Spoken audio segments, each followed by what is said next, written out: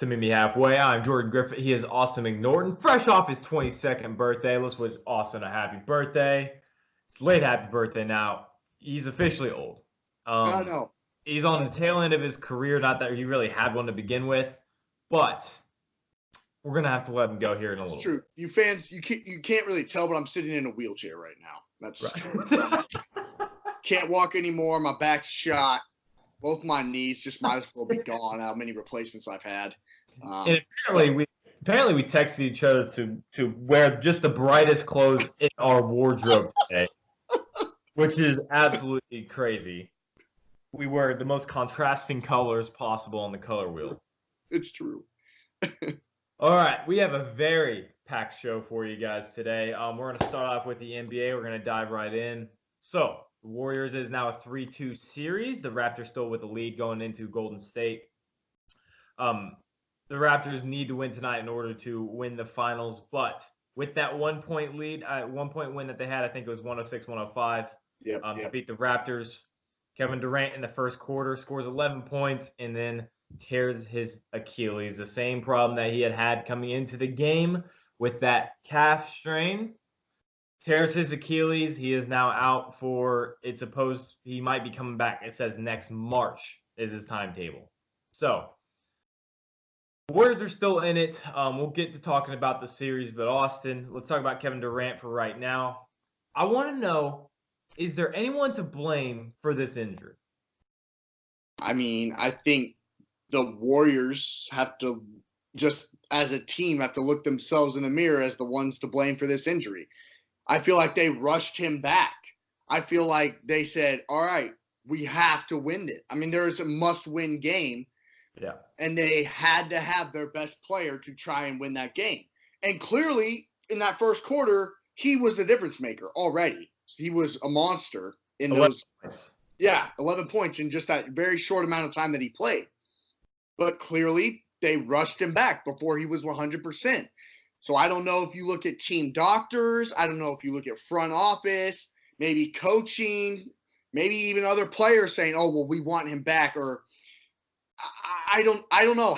My question is, though, how much did KD really want to come back? Or was he like, okay, I just need to be here for my team and show that I can win. So when going into free agency, or was he just like, okay, I'll play to try and help you guys out, even though I really know I'm not all the way there yet.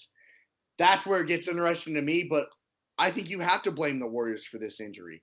And it's a terrible injury. It sucks. And I'm not a Kevin Durant fan at all, and I feel terrible for the guy.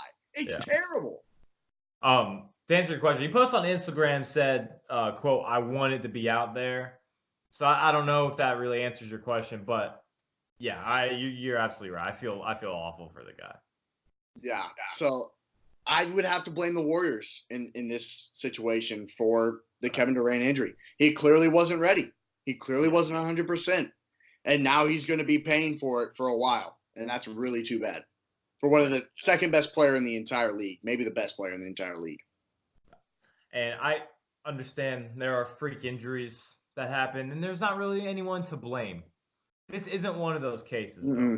This is a case where he's been out for a month, comes back in the most important game of the season, and then ruptures the Achilles, which is the worst injury to have in all of sports. Only one guy's recovered from it, right? That's Dominique Wilkins. Yeah. Only one NBA player has ever truly, any superstar rather, has ever truly recovered and got to at least where they were, not even better, to where they were. And that was Dominique Wilkins, the human highlight reel. No one has ever done it. You're talking Kobe, Chauncey Billups, Isaiah Thomas. Dominique Wilkins is the only guy to ever do it. We'll get to that. I'll tell you who's to blame. So, as a medical staff, what is exactly your job description? It is to evaluate players on their pre-existing injuries, current injuries, and the risk of putting them back out there to get another injury. Your job is to save the player from themselves. It's not to just tell them what they have. Oh, well, hey, Kev, you might tear your Achilles if you go out there. No, you say you're not playing because you might tear your Achilles when you go out there. So what this tells me is that the medical staff did not do that part. So it tells me that they are more worried about winning this title because they know that he's gone. How hard of a job would that be, though, to try and convince the arguable best player in the world to say, you can't play tonight? How hard of a job is that when he's like, I have to be there. I am the difference maker for my team. I'm playing whether you like it or not. That's a tough job. It's a tough job, but it doesn't matter. It's not up to the player. It's not up to him. If the coach says you're not playing, he can't just walk out there. Like, it's not up to him. So is Steve Kerr a bit to blame for it? All of them are, but the medical staff, it's their job to protect the player from themselves. They didn't do that. They said, okay, we know that you're gone after this year. This is our only shot. You're gone. I'm going to throw you out there because if you know for a fact, if he had 1 to 2 years left on his deal, they're saving him for the future for next year's title run. Am I right? You're right. Are they not saving him for the future? Says, you know what? All right, let the Raptors have their fun. We're going to come back with Kevin Durant next year. We're going to win a title. He is not playing in that game if that's the case. This is the last year of free agency. This is their last shot to win a title before he or Klay Thompson is gone. So they put him out there without doing their due diligence as a medical staff. That's unacceptable. I guess that would fall under the organization. But the medical staff is there to make sure that this does not freaking happen. Okay? The player always wants to play. 100% of the time, the player always wants to play. Your job as a medical staff is to make sure that does not happen before it's supposed to happen. Unacceptable. I put it 100% on the medical staff. So I guess I'm on the same side with you. Put it on the Warriors. You can't blame Kevin Durant. He wants to play. He wants to win the finals. It's like every NBA player ever. Exactly. If he is given an opportunity to play, he's going to take it 100%. Absolutely. An elimination game for his team. Absolutely. And you know what? I know this is a terrible thing that has happened to him, but this has made his image look a lot better. Because he went out there tough as nails and got 11 points and then tore his Achilles. It's like a martyr, like just absolute all for his team. And, people who don't like he joined a 7-3-9 team like us, the things he says in the media, but he goes out and does this. And that you have to give him respect no matter what. That's a good move to do if you want to impress people. And I'm sure that's not why he did it, but it sure impressed me. So then this transitions into your next thing then. Yeah. How much it impresses you. Yeah. So with Kevin Durant coming off of an Achilles injury, he will be 31 by the time he's ready. They project next March.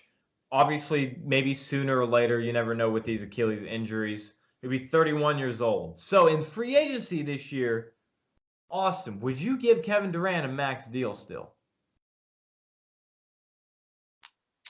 I don't know. I don't know if I could justify it with all the numbers that we've seen with Achilles injuries. Like, I think the biggest one we've seen is there's only been one guy who's really gotten back to how he was. And then you're signing this guy for only 3 months at the most in the season. In next season, obviously he'll be there longer, but you don't know how good he'll be in the future. He's arguably the best player in the entire nation. But I don't know. This is a very serious injury. I don't think I could justify it. I don't think I could justify giving him a max deal when there are other guys out there like Kemba. You know what you're going to get. He's 100% healthy. That's a max deal player. Whereas Kevin Durant, that's a huge question mark now. So I don't know how you could justify it. Yeah. Let me preface it by saying he will get a max deal. He's going to. Okay, yeah. There's going to be a team that needs attention, like the Knicks says, you know what? Now we can buy low, give him a max deal. Maybe not a super max, but still get him in here. I would not do it as well. Now, a big reason to it is also the style of play, because Kevin Durant is a very fast, slashing, pull-up, mid-range jumper sort of guy, and that puts a lot of strain on that Achilles. That first time he injured it back in May, he came up, mid-range jumper, he comes back down on that Achilles just wrong, and he pretty much snaps it, or he tears it a little bit at least. We don't know. I know it wasn't a calf strain. That's all I know. But his style of play is just not good enough. It's tough because the same thing happened to Kobe. Kobe was top 5 player in the NBA, tore his Achilles, and he was done. He was done after that. Maybe Kobe was a little older, obviously, but he was still Kobe. Like, we knew how Kobe should have been, and he wasn't that. He was still, you could still build around him before that. Kevin Durant, I'm not sure if he's going to get back to it. Now, I don't think I can. I really don't think I can. It's really tough.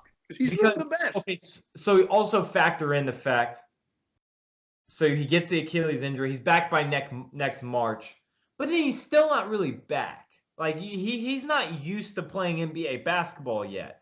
So then you give him the offseason, then maybe first half of the season next year, maybe he's okay. And by that time, he's probably sneaking up on 32. Achilles injury, he's still not quite. I think we're looking at probably March 2021 to see if he's actually back to himself. I just can't. 2 years down the road. I can't spend the money on that. I can't either. It's a shame. It's a shame because I want him to. I want him to come back to what he was. Yeah, you talked 72 hours ago. Everyone in the entire world wants him, no matter the price. Right, and now we don't know what's going on with him. So this changes free agency quite a bit because, so you look at Kevin Durant, he was the prize. Even though there's Kawhi Leonard, who probably was just as touted as Kevin Durant. Kevin Durant was like the guy who was going to revive Knicks basketball, right? He was the guy like the Zion Williamson of college basketball, like exactly in the draft. Yeah, he's going to the Knicks, and he was going to finally be an alpha on a team. No Russell Westbrook, no Steph, no Clay. He was going to go to a team, revive a franchise wherever he went, and he was going to go win a title on his own so he could prove to everybody that he's better than LeBron and Michael. That was what he was supposed to do. And now we're not sure if he'll ever be able to play the same again. I mean, it's really tough stuff. It's just tough stuff. So I don't think I'd give him a max deal, and I think this changes free agency tremendously. 100%, because now teams might be looking at other guys. More teams might be interested in guys like Anthony Davis, Kemba Walker, Kawhi, because they're like, ooh, KD's not the top prize anymore. I mean, he still might be because you're like, oh, it's Kevin Durant. But there are for sure things out there. Kawhi is a for sure. Kemba's a for sure. Anthony Davis is a for sure. Where KD's like, it's a question mark, which is sad because he's better than all three of them. Yeah. And it would suck if his career was, I don't want to say cut short, because he'll still play after this. But is he going to be Kevin Durant? That's of course the question that we all have. So, all right, moving on to the NFL. Very great news happened just yesterday. The Oakland Raiders are officially doing Hard Knocks this year, the HBO series where they follow you around preseason and training camp. Beautiful stuff. This is exactly what we all wanted. Derek Carr, John Gruden, Antonio Brown, Vontaze Burfict. I mean, talk about everyone. LaMarcus Joyner leaving the Rams. Talk about one of the most exciting teams in football in the offseason. It's the Oakland Raiders. They're the most primetime HBO Hard Knocks ready team. I'm so happy that they're going to do it. They're going to suck, and it's going to be fantastic.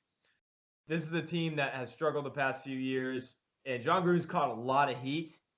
I don't know if this is going to improve that at all for him. Do you think this is going to make John Gruden look even better or worse? I can't say it will make him look better. I can't see it'll make him look better. I feel like coaches usually come out the other side of this not looking very good. It's happened with Rex any Ryan. Coaches that have come out of this looking very good.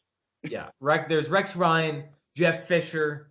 There's guys that all of a sudden, when you start to see how the sausage is made, you're like, all right, I don't know if I'm really a huge fan of this guy anymore. And John Gruden was already suspect. And now he's being even under a bigger microscope than even before. I think it's going to be phenomenal television. It's going to be the best. This is going to be the one Hard Knocks I legitimately watch. The last one I watched was the Atlanta Falcons. And that's when I think Devontae Freeman was his rookie year. Okay. I can't remember exactly. That was a few years ago. That was about 3 or 4 years It's been ago. a I've while. not watched Hard Knocks since that, so Yeah. it's good. It's going to be phenomenal stuff because you're going to have the new addition of Antonio Brown, the relationship between Derek Carr, John Gruden, And they're moving to Vegas. and they're moving to Vegas. Yeah. This is the perfect formula. So here's what's gonna happen. I They're think about this is a clear choice for Hard Knocks to decide for right. HBO. It's more about Hard Knocks. Has been graced with the Raiders' presence rather than the other way around. They're like, So this is a gold mine. yeah, and the Raiders allowed it to happen. So a few things that are gonna happen for sure. They're gonna show Derek Carr crying of last year. That's gonna happen. They're gonna show him crying. They're going to show Vontaze Burfict and Antonio Brown versus the Bengals and the Steelers versus that dirty hit on Antonio Brown. Then they're going to show a picture of them, like, hey, what's up? First time at training camp, right? Then they're going to show, what's next? They might show Antonio Brown's antics on the sidelines in Pittsburgh. Yeah. And they're definitely going to show Mark Davis or John Gruden in Las Vegas breaking ground with their new stadium. For sure. So it's going to be fantastic. Those are all the bullet points the show already has. All right, must capture. It has to. I mean, there's really no other choice. Okay, we're going to move on. More NFL. We're going to go ahead and try and give you some possible NFL MVPs. So I'm going to give you 5 of them. Austin also has 5. And we don't have any odds for you. We're not going to win you any money today. I'm sorry. Maybe at the end of the show, we have Furious Favors, might win you some money. But this one, there's no odds out yet for Vegas. They have not put out the book for NFL MVPs. So, Austin, give me your list. So I'll start down from 5 to 1. So at 5, I think this is a big if in the fact of health for Andrew Luck, because I think he and Mahomes and probably Baker Mayfield will be under the biggest spotlight in terms of the AFC watch. Of course, along with Phillip Rivers, Tom Brady, quarterback-wise. Right. So I think Luck will be in consideration for a lot of the year for MVP because I think the Colts will have a strong team this year, and he'll be the face of that. Number 4, I have who I think is the best running back in the league, and I don't care if this sounds biased because it maybe is, but I truly think he is. But also a lot of it depends on the Cowboys' offensive line. So I'm talking about Ezekiel Elliott.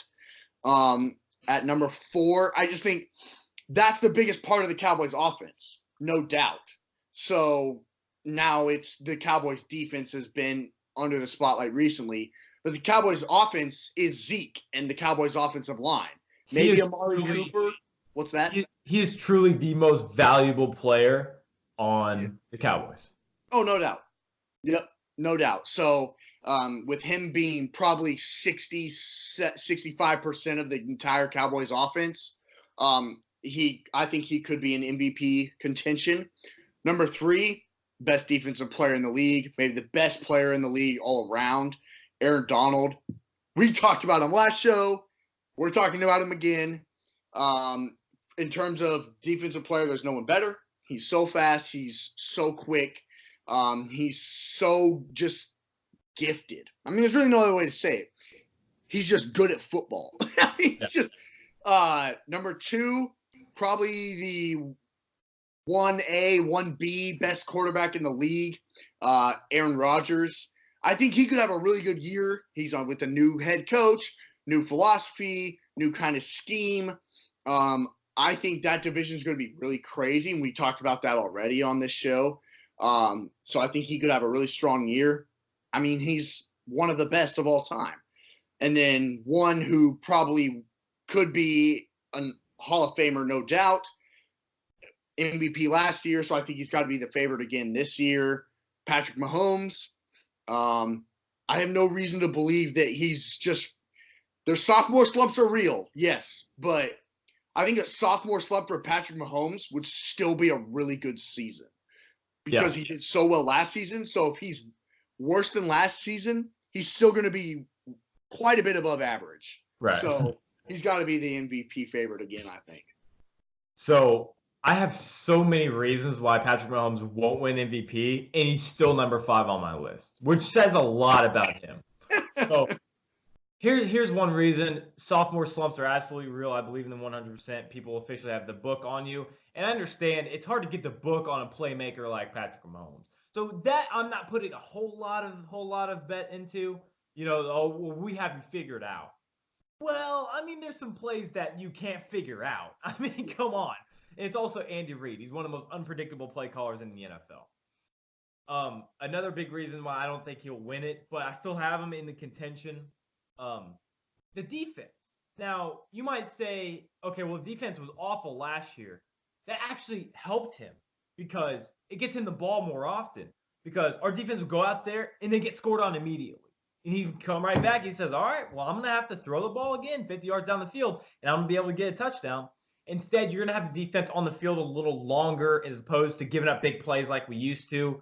They're going to get some 3 and outs, which is going to benefit them. But there's going to be some drives where they force a punt, and he's not going to be set up as much as he used to be. He's not going to get as nearly as many possessions this year, I believe. So I think having a defense actually hurts his MVP case, which is kind of funny how that works. That is. The defense was so atrocious. You got the ball, and if you were Chiefs defense, you won. You were going to score, and then you had to score. You had to score, and then Patrick Mahomes had to score right back. I mean, that's how the games went. If you watch any of the Chiefs games last year, it was just, it hurt me so much to watch because it's such a deflating. Oh my God! Well, half the game you're just throwing your hands in the air. You're just, what am I doing? What am I even doing? Why am I even liking this team? And then get on the other half, the other 50%, and you're like, this is the greatest team that's ever played. So, with all of that, 5,000 yards, 51 touchdowns last year. He was by far and away the best quarterback in the NFL last year. I'm going to put him at number 5. So I hope he wins it again. But it's also in another reason I forgot. They don't like to give these things out to the same person twice. So if they have any suspicion to give it to another guy, if it's neck and neck and Patrick Mahomes won it last year, they're going to give it to the new guy. It's the same as the NBA. So number 4, I have David Johnson. Now, 1 through 4, they all have the exact same theme. All of these players were once one of the best players in the NFL, now have come back down, and they have something to prove. Okay, David Johnson, before he got his wrist broken in week 1 of 2 seasons ago, he was bar none the greatest running back in the NFL. He was a touchdown scoring machine. Just to give you some stats, he scored 16 touchdowns in 2016. 1,239 yards he ran for. He got 80 receptions for 879 yards. Last year regressed significantly after the injury. 900 yards, didn't even crack 1,000, which is untypical. Which is, we all know he can. 940 is still not a terrible season. Had 258 carries. Didn't have as many receptions. So this guy has a lot to prove, especially in a offense that can get him the ball. Kyler Murray's going to be the one everyone talks about, but he's going to be backed up by one of the best running backs in football, David Johnson. Cliff Kingsbury is going to use him wisely. He's going to catch 100 passes this year. Bet your money on that. David Johnson's going to have a great year. I'm really counting on it. And he's going to score a lot of touchdowns like he always does. So I have David Johnson at number 4. Number 3, I have Aaron Rodgers. This guy has a lot to prove. When it comes to coach and player debacles, first time around, they'll get rid of the coach. Second time around, they'll get rid of the player. This is what Aaron Rodgers has to deal with right now. He just threw Mike McCarthy under the bus. That's exactly what happened. Mike McCarthy is gone now because of Aaron Rodgers. Now, of course, Mike McCarthy was not the greatest head coach. I was never a fan of his in the first place. But no, by no means did he deserve to be fired without Aaron Rodgers, right? Aaron Rodgers has to prove to us that Mike McCarthy was the problem and not him. If he is not able to do that, the Green Bay Packers will move on within the next 2 years. If he is able to produce, get them to the playoffs, maybe a playoff win, maybe even a Super Bowl appearance, They'll call it good. They made the right call. They kept the right guy. So I got Aaron Rodgers as number 3. Number 2, I have Carson Wentz. Talk about a guy who's got something to prove here. Okay. This is a guy, and I know you're gonna hate me. So Carson Wentz. He does have something to prove. So that's true. A lot to prove. Your Super Bowl MVP quarterback is now in Jacksonville.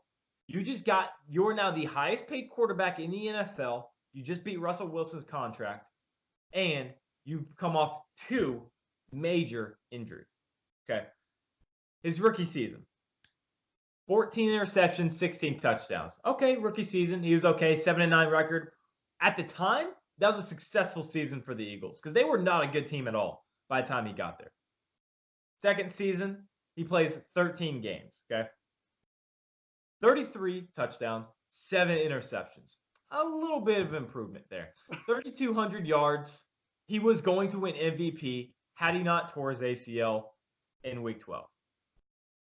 Last year, with Nick Foles starting the last 7 or 6 games of the season, played 11 games, 3,000 yards passing, which was only 200 short of the year before.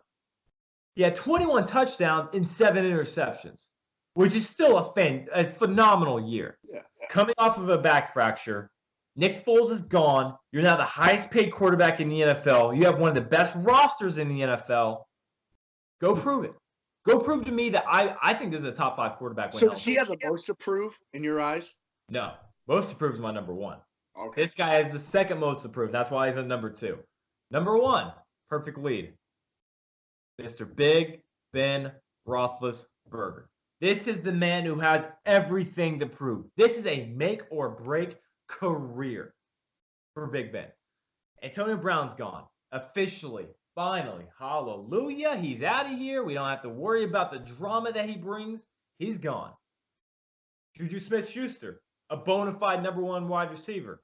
He's a stud. Young stud. Guy who has a head on his shoulders. He's a smart kid. Kind of guy that the Pittsburgh Steelers love. James Conner. He beat cancer. Le'Veon Bell is out. James Conner is one of the best guys in the NFL in terms of character. You have everyone on this team. You have one of the best I think the best offensive line in the AFC outside of the Colts. You have guys like Villanueva, DeCastro. You have just monsters up front. Your defense is now getting built. Devin Bush, middle linebacker. That's where you start building a defense, right there in the middle. You have Cameron Hayward still on the team. You have players on the ends. You need to put it together here, Big. You need to get this team to the playoffs. You missed the playoffs for the first time last year. You have everything to prove. Should we have shipped Antonio Brown off, or should we have shipped you off? Prove it to me this year that you can get the job done. Now, this is also a guy. And so you think he will by putting him at number 1? I absolutely think he will. I think this is the surefire MVP of the season. I do. Also, let's not act like he had a bad season. He led the NFL in passing yards. He had more passing yards than Patrick Mahomes. He had 5,129 passing yards, 16 interceptions, which is, I believe, second most in his career. 34 touchdowns, which is the most in his career. He had a career year last year. Could you have told? No one knew that. Did you know that? No. I didn't know that. Everyone's focused on Antonio Brown and his blonde freaking mustache. Okay. It's time for Big Ben to step up. I think he's going to. I think him and Mike Tomlin are on the same page. It's obvious that they are good friends. And also, you're seeing Big Ben take his guys out to the lake. Have you seen those videos on Instagram? He's taking out Juju and James Conner. He's taking them out to the lake, have some fun, get some drinks, all right? That's what he's doing. You never did that with Antonio Brown, Le'Veon Bell. Having fun on the lake. Juju Smith. Got James Conner. Didn't do that with the last guys. There was problems in the locker room. They're obviously me guys, Antonio Brown and Le'Veon Bell. I think Big Ben is also a me guy. I think he has character issues as well. But this is the time for you, Big Ben. Go out and prove it. Get us to the playoffs. Shut the Browns up, most importantly, because they're trying to take over this division. You better take this division back and say, we're the Pittsburgh Steelers. We are the king of the North. Get out of here, Cleveland. So Big Ben Roethlisberger, he is going to win MVP, barring injury. That was my spiel. That was hype. That was hype. I put a lot of thought into this. I've been thinking this for a while now, so I had to unleash. I had to beast out for a little bit. That was you did just that. Now we are going to talk about the greatest sport on earth, soccer. What? Tough for me to even say. Oh, that's this. So I put a soccer topic on here. I got to get some credit for it. So it's the first time soccer's been talked about on the show, people. So 100%, yeah, absolutely true. So it's kind of a big story around the world right now. So I feel like I had to talk about it. The U.S. women's national soccer team has come under a lot of heat lately. So they beat Thailand 13-0. In case you don't follow soccer, that's a lot. That's a lot. That's like 100. That's the equivalent of 100-0 in football, which is absolutely outstanding. But it did come with a lot of criticism. People criticizing the celebrations of all of these goals. The people criticizing running the score up at 13-0 that they'd never let up. So Austin, what's your take on this? Do you think they should? Do you have problems with the celebrations? Do you have a problem with them running up the score or any of that? It doesn't bother me at all because really, this is the biggest stage for soccer there is. We talked about some of the biggest sporting events already on this show, and the World Cup was on my list because everyone in the world pays attention to this event. It is called the World Cup. Once you start playing soccer at 4 years old, this is the moment you dream for, scoring a goal in the World Cup.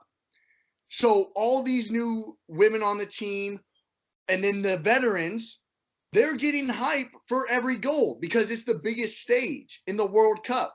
So all these new players for the U.S. women's team, they score a goal, you're going to get hype. The veteran, you're going to get hype for your new players that scored a goal. Alex Morgan scored 5 goals. That's the first time she's ever scored 5 goals in a game ever. She's going to get hype. She's allowed to be hyped for that.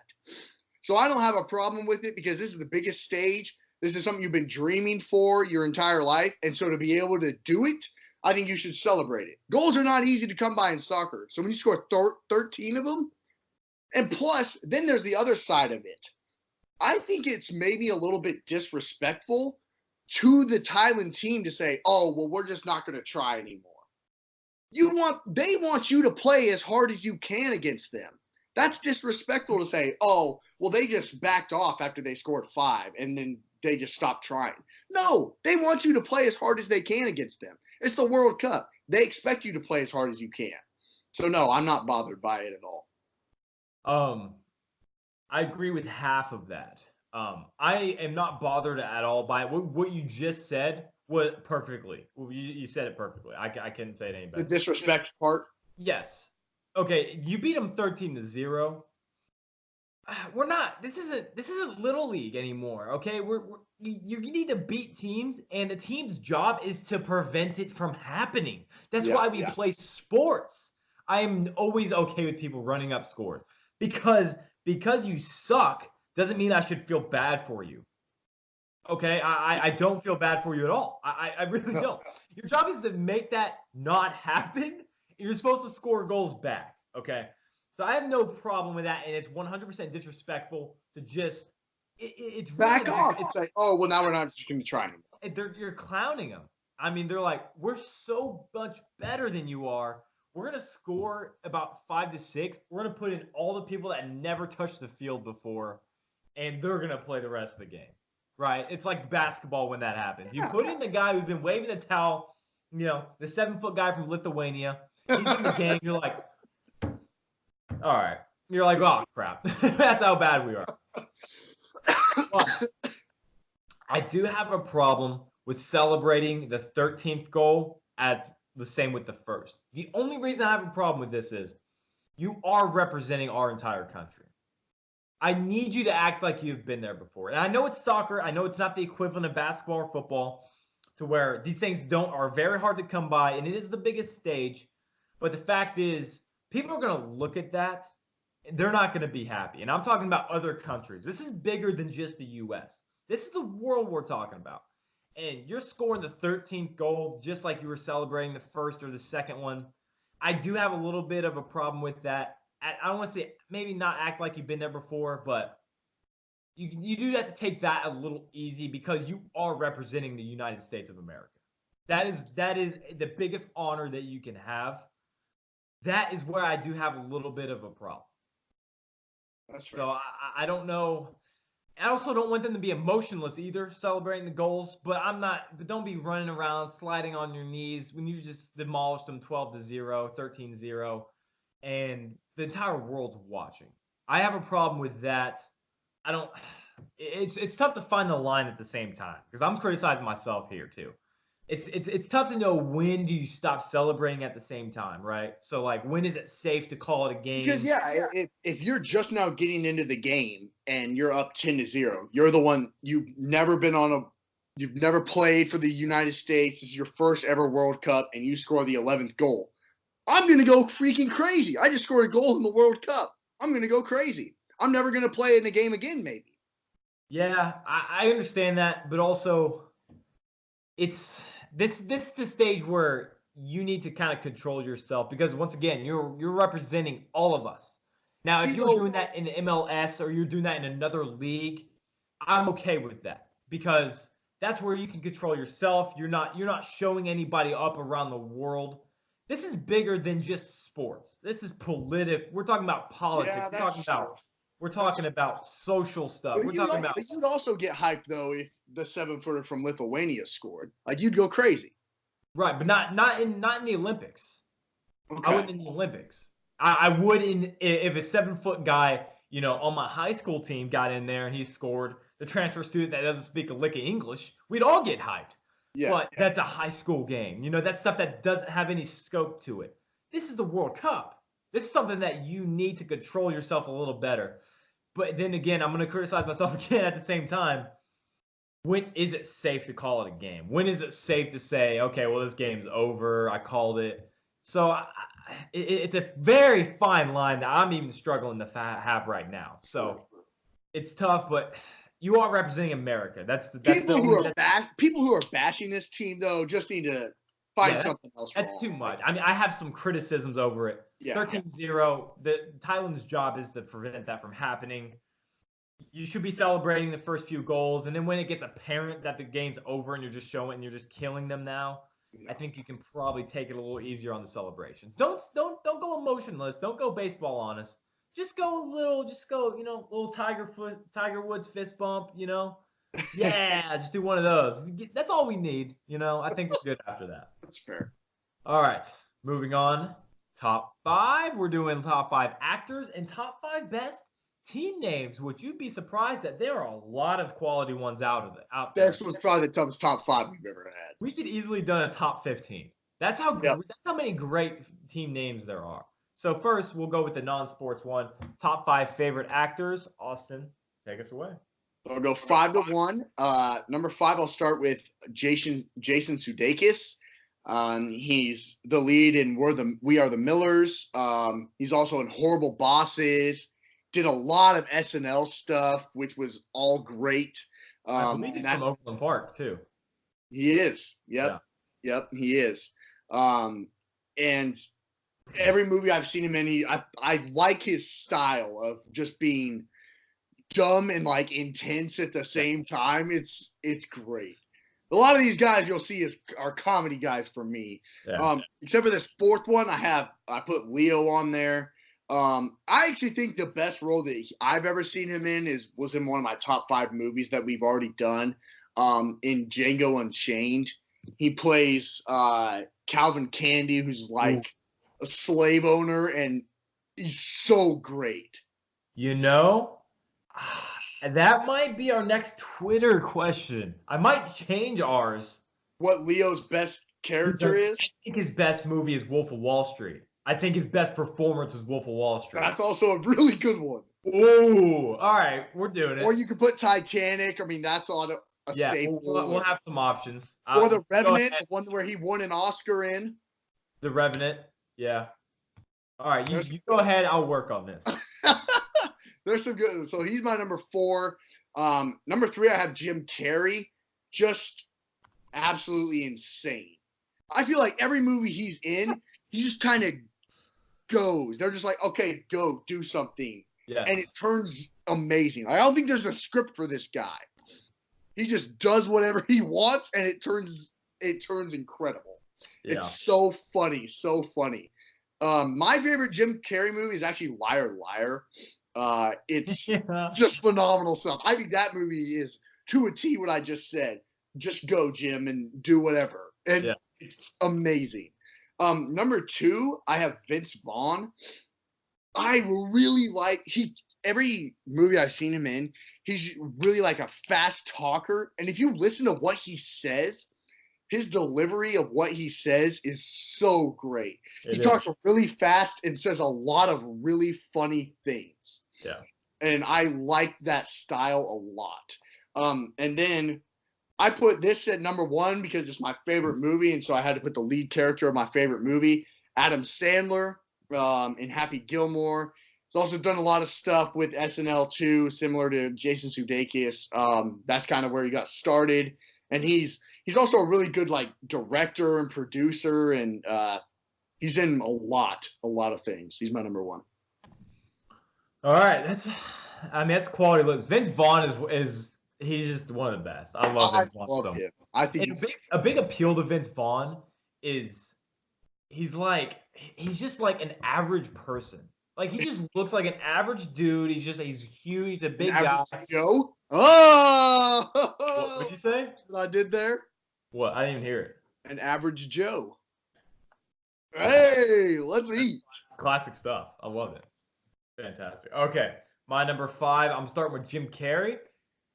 He used to be number 1 for me, but now he's not exactly what he used to be. He's not doing movies as much anymore. He's kind of more of like a spiritual person. He's going through a lot of stuff. So Jim Carrey's fallen to number 5 for me, but I mean, come on. I mean, this guy, his resume speaks for itself. It does. Probably the most decorated actor of our generation. He's one of very few very few guys are decorated like Jim Carrey is. So Dumb and Dumber, I think, is by far in a way his best movie.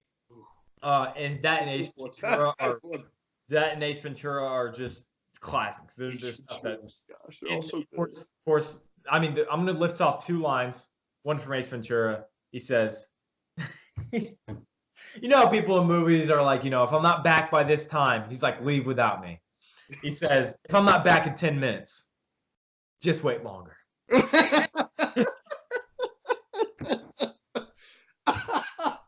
And in Dumb and Dumber, he's picking Mary up in the limo, and they're driving, and he's like, so where you heading? She goes, Aspen. He says, California. Beautiful. Just classic lines. 2 things I'll never, ever forget. So Jim Carrey, number 5. Those were delivered very well, by the way. Yes, thank you. I'm not kidding. I would do Jim Carrey impersonations in the mirror as a child. I love this man. He's seriously I'm a huge comedy fan. He has seriously laid the foundation for comedy for decades now. So Jim Carrey is truly a legend. So Jim Carrey, number 5.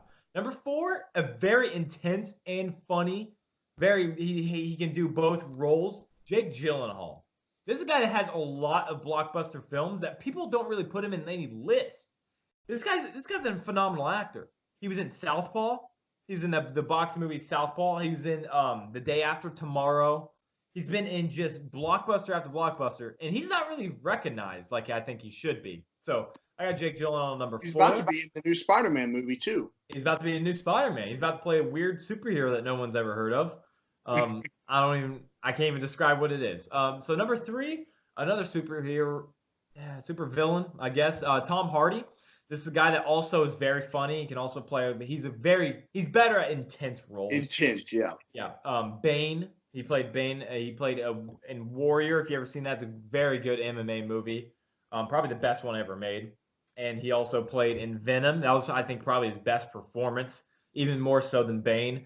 Bane, I didn't really like that much. I'll be honest. I didn't like that Batman movie as much. No, because it's hard to follow up the Joker. It's really hard to follow up what Heath Ledger did. So. Right. And then you're talking about Mad Max, which is another great performance. This is a guy who's in a lot of blockbusters, and he gets a lot of recognition. But I love him as just about any role. There are rumors that he might be the next Wolverine. Let's hope so. He might be too old already to play Wolverine. But anyways, I'm hoping for Tom Hardy to be Wolverine.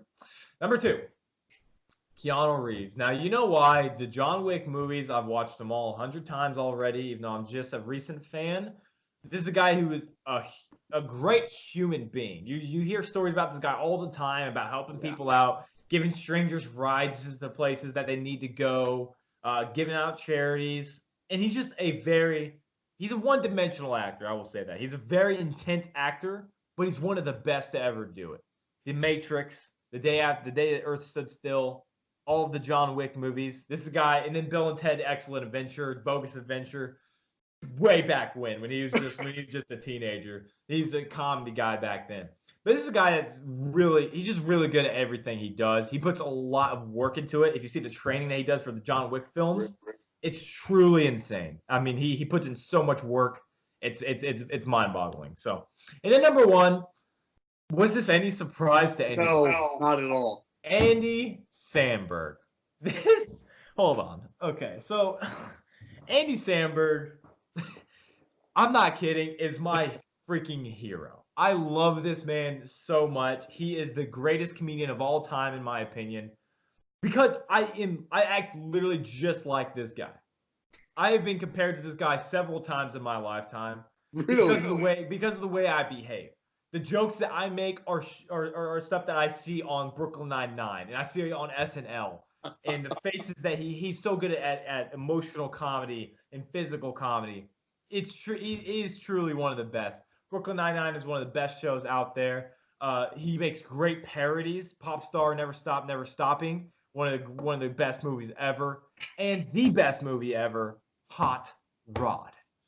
Made Hot Rod, produced Hot Rod. It was truly a phenomenal SNL film. I loved everything about it. It was my favorite movie. It's been my favorite movie for a long time now. Comedy is important to both of us, and that's why we both have comedy actors at 1 and 2. So, yep. Andy Samberg is by far my number 1. If I saw this guy, I'm not kidding, I'd probably faint. That's how big of an Andy Samberg fan I am. I love The Long Island. I just think he's so creative.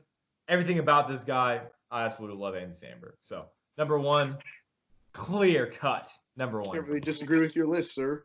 Yeah, I can't disagree with yours. I mean, you have it all too. You have 3 comedy, or you have 4 comedy actors, and you have the one guy who brings the heat. I mean, you have probably if I could think of the most A-list actor, it's probably Leonardo DiCaprio. Yeah. Right? Right now, it's probably Leonardo DiCaprio or Christian Bale. They got to be up there. Yeah. All right. Top 5 best team names in sports. So tough. So tough. It took us forever to do this. So Austin, go ahead. It's so tough, and yet we both had the number 1, but same number 1, because I think the number 1 is very. We'll get to that though. Yeah. Number 5. This was so tough. I was debating between the Phoenix Suns, because these 2 teams I was debating, the Phoenix Suns and the Colorado Rockies, because it's just like these 2 teams it's so fitted for that. I mean, Phoenix is all you think of is, oh man, the hot sun. And all you think of when you hear Colorado is, oh, the Rocky Mountains. It's immediately what you think of. So for these 2 teams, that's just, no brainer. So I went with the Rockies because I like their purple and the mountains in their stadium, the Coors Field, of course, an obvious choice for their stadium name. Just the scenic part of being at the Colorado Rockies. And I went there. I went to Estes Park over Christmas. Just a great place. And then number 4, I have the Orlando Magic. My dad actually traveled to Orlando, and he said it is Disney everything. Everything is all Disney, and he said it's strange how everything's just Disney. And so, of course, their sports team has to tie into it as well. The Magic. And number 3, I have the Minnesota Twins. Gosh, Jordan really wanted to put this on his list. Yeah. So I had to. My cousins are big Twins fans. They lived in Minneapolis. And so the Twin Cities, as everyone knows, and their stadium is newly renovated, really nice. I love that stadium, by the way. I love that stadium. Number 2, I have the Pittsburgh Steelers. Pittsburgh's the steel capital of the world. So that's a no-brainer. I mean, that's got to be. It's like immediately what you think of when you think of Pittsburgh. Oh, yeah, it's just like Colorado. Oh, the Rockies. Oh, Phoenix. All of these teams is what you immediately think of. And so number 1, Houston, we have a problem. It's got to be the Rockets. It's got to be NASA tied in. Yeah. And so it's a clear number 1 for me because Houston couldn't be anything else. It's got to tie into the space program, and it does that perfectly. Yeah. And it's also, in this one, you have to find a medium between, like, is your mascot just stupid because you spent too much time on, like, the city, how it fits into the city and the state? All of these I'll have both. The mascot is awesome, and it's also fits into the city and the state perfectly. So my number 5, Pittsburgh Steelers, it's one of the 2 mandatory. It has to be on the list. Yeah. It's the Steel City. I mean, there's just no other way to think about it. It also represents the city so much. Just a bunch of tough blue-collar guys working out there, making steel. Hard guys, or hard-body guys working on hard steel. That's just how it is, and it brings a lot of imagery as well. And then number 4, I like this one a lot. This might be my personal favorite because it's such a perfect, and it's so weird at the same time. The San Antonio Spurs. Now you might think, okay, Spurs is just a stupid mascot. But it's not, because this is the rodeo capital of the world. So much so that they have the worst time scheduling home basketball games because the rodeo is so important. Rodeo is more important than San Antonio's basketball. That's absolutely crazy to me. That is. Texas, the Lone Star State, you think rodeos, that's the place to be. San Antonio Spurs, perfect name. So much so that they really struggle getting home basketball games. They have scheduling conflicts all the time. That's incredible. So San Antonio Spurs are number 4. Number 3, also, I mean, you already know what it is. Detroit Pistons, number 1 car manufacturer in the world. Detroit, I mean, that's truly a tough blue-collar city. Working on cars, manufacturing. So Detroit Pistons at number 3. Number 2, Tampa Bay Lightning. Now, this one's 100% true. Okay, Tampa Bay is the one city where you can get struck by lightning at any moment, and people are fine with it. It's truly a danger to people. It's in right on the coast of Florida. Storms rolling all the time. Lightning is ranted through the city, and it's just, I mean, I've heard it from numerous people. It's truly frightening to be there when there's lightning storms. It's just like. And they also produce just lightning storms, not rain, just lightning coming down from the sky. Just that. Just a cloud of lightning. Terrifying. That's terrible. Terrifying. So fits perfectly with the Tampa Bay Lightning. And then my number 1, of course, the Houston Rockets. Now this one is perfect. Fits into the Houston city. It's also like a slogan that everyone knows. It's a nationwide known slogan. Houston, we have a problem, right? Everything about it is perfect. So Houston Rockets are number 1. All right, moving on. That was so tough. That took us so long to decide because there's just so many good ones. I know. All right, moving on to our Twitter poll question. Today we are going to put out 2 once again. We'll always put out 1 sports, 1 non-sports, So yesterday it was Austin McNorton's birthday. Man, I have hiccups. If you didn't know, it's Austin McNorton's birthday, so we put out a tweet. Another poll that said, let's wish Mr. Austin McNorton a very happy birthday today. But what's the real question is, how should he celebrate it? Option A was go streaking. Option B was go ride a shark. Option C was drink heavily. And option D was stay at home and read a book. Of course, I voted for stay at home and read a book. Of course. We got 33 votes on it, which is the most we've had so far. So that's encouraging. But go ride a shark won, 33%. Go streaking at 27%, as well as drink heavily at 27%, and 13% stay home and read a book. So we have 2 more for you today. Number 1, which team do you think will finish with the worst record in the NFL? A, the Oakland Raiders. B, the Arizona Cardinals. C, the Miami Dolphins. Or D, the Tampa Bay Buccaneers. So guys, go ahead and vote on that on our Twitter. It's going to be at halfway meet. And then our non-sports one, which we just produced right now, which is Leonardo DiCaprio's best performance. Now, I took out Titanic because there's another big one in there that I feel like has to be represented. Okay. A, Wolf of Wall Street. B, The Revenant, which was his Oscar-winning performance.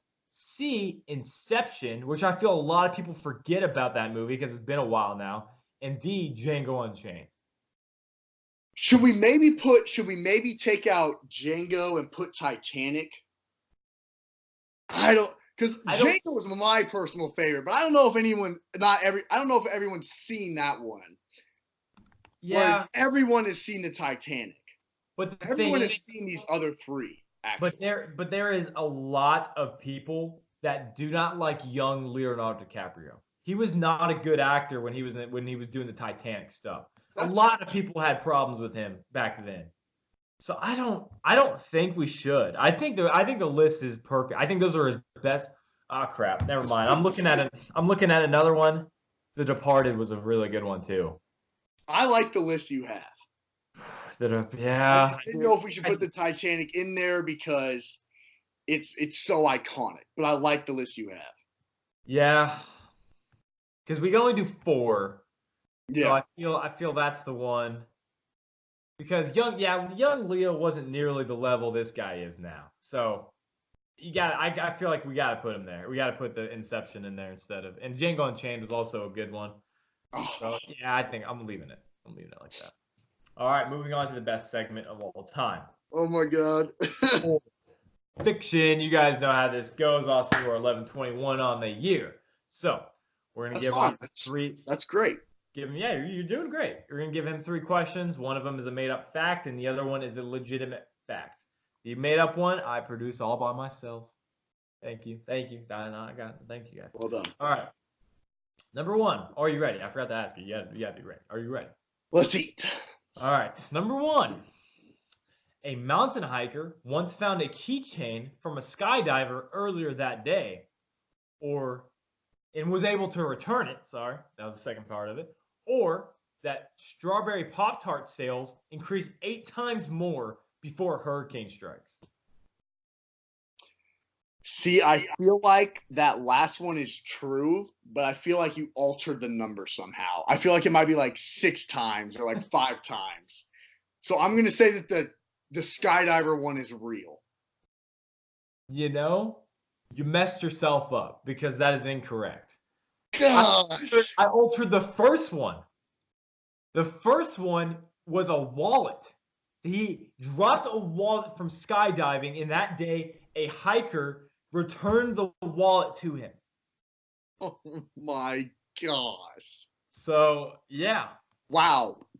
So now you're not just altering numbers, you're altering the fact it's wow. I'm altering the facts itself. Now, let me say, I don't know. I don't think I've altered the other ones. I think the other 2 are intact. I don't think I think one I think I either made one up or the other one's just true. I don't think I altered.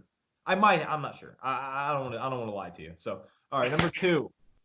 The word checkmate in chess is Latin for take the king's head, or that there is a bridge made exclusively for squirrels. I'm going to say the bridge is real for squirrels. The bridge is real. Congratulations. That is crazy. Why is that a real thing? Why does it exist? I don't know. I can't explain it to you. It is made only for squirrels. Humans cannot go across this. Why? Why did they? I don't know. All right. So this is we always usually come across. Yeah, we cross this to where you're 1 for 2. It's you need to decide your fate. Are you a 1 for 3 guy or you're a 2 for 3 guy? I mean that's truly the answer. Okay, number 3. London cabs have to know everything about where they're going, or that the man who invented the steel cable made his house out of steel.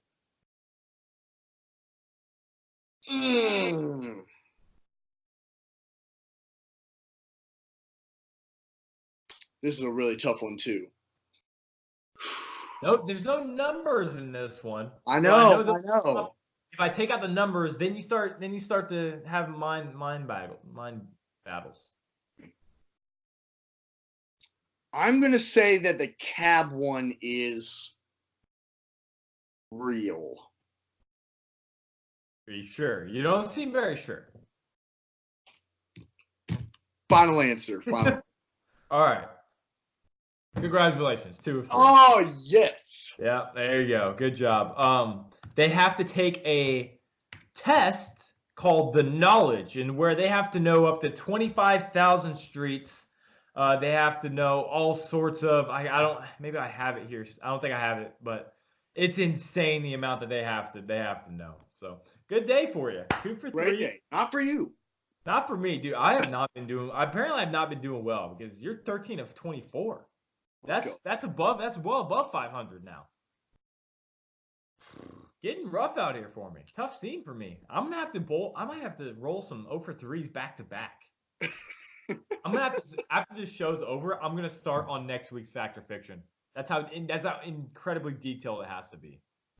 And then I'll still go 0 for 3. All right. Unfortunately, the show is coming to an end. We're gonna do Furious Favors, but it's just gonna be one. It's gonna be the most important game. Just so you guys understand, we're going to win you money on this show. This show is meant for you to become rich. We want you to retire tomorrow. We don't want you to have to work at your 9 to 5. We want you to retire tomorrow, keep listening to us, have your friends retire, and they can get a house right next to you on the beach. That's what we're here for. We're helping. We're helping. All right. We can't ever achieve that, but we'll help you achieve it. No, because that's a conflict of interest. Exactly. Yeah, it has a lot to do with photosynthesis. We're giving you the inside scoop. Right. Yeah, and then that has to do with the Quaglin theories. What? that and photosynthesis. Right. Exactly. Right. Exactly. The mitochondria is the powerhouse of the cell. I don't know how to do taxes, but I know the powerhouse of the cell. All right. So I want to list off just so you know how crazy this series has been, the NBA Finals. So the opening odds I'm going to give to you, and I'm going to give you the odds today. So the opening odds for the Toronto Raptors were 40-1, which you put down $1 and you win 40. That's how it is. Wow, has it changed? For the Warriors, opening was 4-5, or it was 5-4. So you bet $4 to win 5. I believe that's how it worked. I haven't really bet with odds, so this is how it's been explained to me. The current odds for the Raptors are 4-13, which means you bet 13 to win 4, which is a drastic change from 40-1. And for the Warriors is current 13-5. So bet 5 to win 13 is how I believe. That's absolutely absurd how much it has changed. So I would bet on the Raptors to win tonight. The Warriors are favored -2.5 tonight. So I'm gonna bet on the Raptors, gonna lay the 2.5, so they're gonna get a little bit of advantage on the spread. I think Toronto wins it in Golden State here tonight. If they don't, Game 7 is gonna be absolutely insane. You can't let a team come back from 3-1, especially with the injuries. Yeah, I think there is going to be an extra bit of momentum. The Warriors just lost Kevin Durant. They just won. They're coming back home. There's going to be a lot of extra added momentum for the Warriors, but I don't think that'll be enough. Klay Thompson has not really been playing well. He has not been playing at the level that we expect him to, and Kawhi has been playing tremendous all the time. So I'll take Kawhi, and I'll take even Fred VanVleet, who's been playing probably better than Kyle Lowry has, honestly. I'll take the Raptors to win. You have a score. Oh, I think it could be like a 112 to like a 105, 104 game. Okay. I'm going 120 to 108. So Okay. A pretty big win tonight. Golly win for the Toronto Raptors tonight. At least that's what I hope happens. You're not alone in that. Yeah. You're not alone in that. Fortunately, Austin, it's the end of the show. Sad. Vote on those Twitter polls because I want to see the results of those. I'm going to put up the Twitter polls immediately after the show. So you guys go ahead and vote at Halfway Meet. Meet Me Halfway is the name of the Twitter page, at Halfway Meet. So go vote on the Twitter polls. We'll put out another video. You guys got a good response. It's got about 130 views on that 1-minute video. So we'll kind of alternate about, we'll have some segments of you and me talking. We'll throw those out on Twitter. So you guys can go retweet, go like those, watch those. So thank you guys for watching. This is Meet Me Halfway. Also say goodbye to the people. Goodbye, people. So sad. All right, I'm Jordan Griffith. He is Austin McNorton. Go vote on Twitter, guys. Thank you guys for watching. Let's eat.